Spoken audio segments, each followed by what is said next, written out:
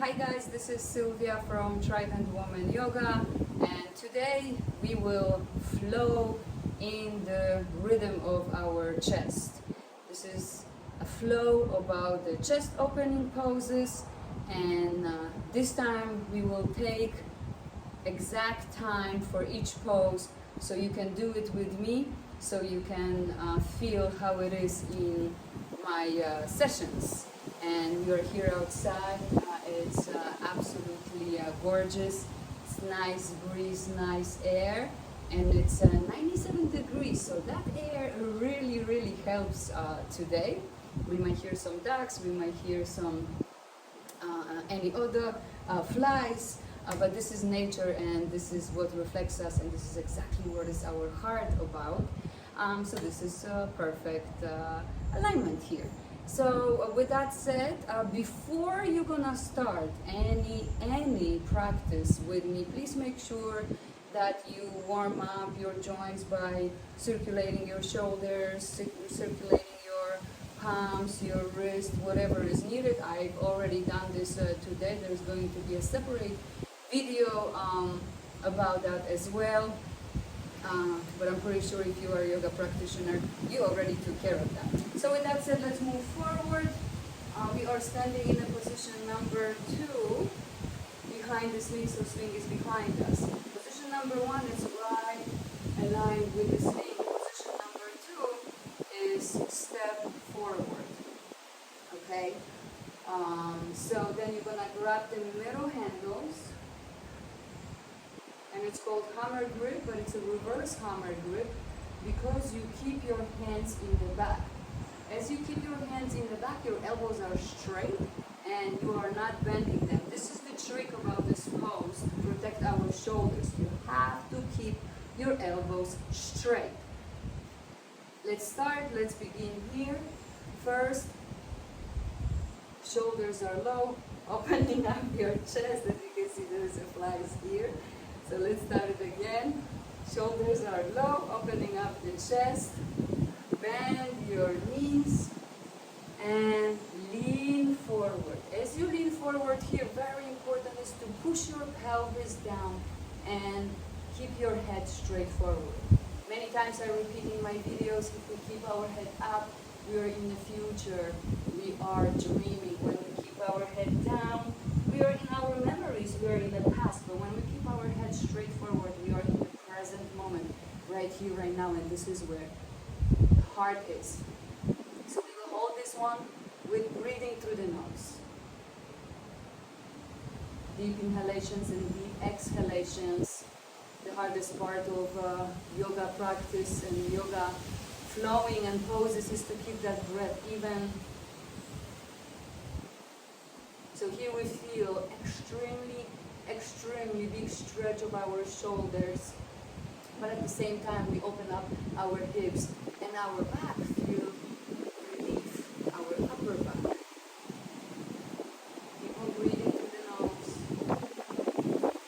You might feel your hands tingling a little bit. This is a good sign. That means the pose is working. Oh, that breeze feels absolutely amazing and reminds me about the taking deep breaths here.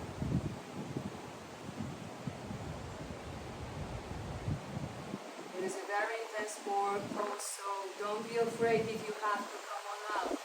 Don't be afraid if you have to stop the pose. Your body is always giving you the right directions. I can only guide you, but your body knows best. And as I feel right now, I will come on out. To come on out of this pose, first, very important thing is bend your knees. This is our protection. As we coming back, slowly rotate our shoulders, protect your shoulders, and come on back towards the pose.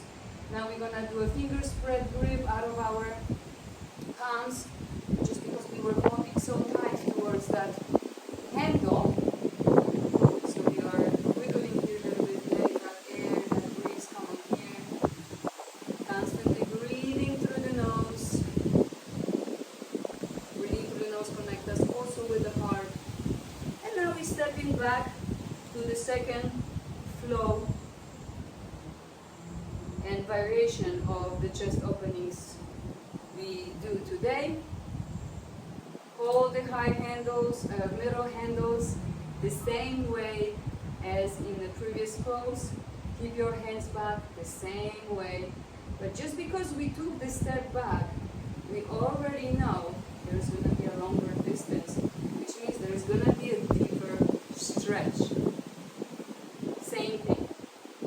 Bend your knees, lean forward, make sure your elbows are straight, pushing your pelvis down, breathing through the nose, head straight forward. I can already feel here that this one is much, much more intense.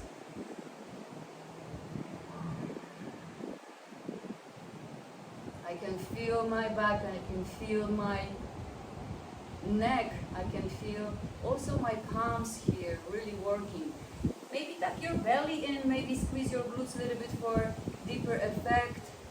Also I feel my toes as I'm leaning forward. You see here we can go a little bit here and half stretch as well.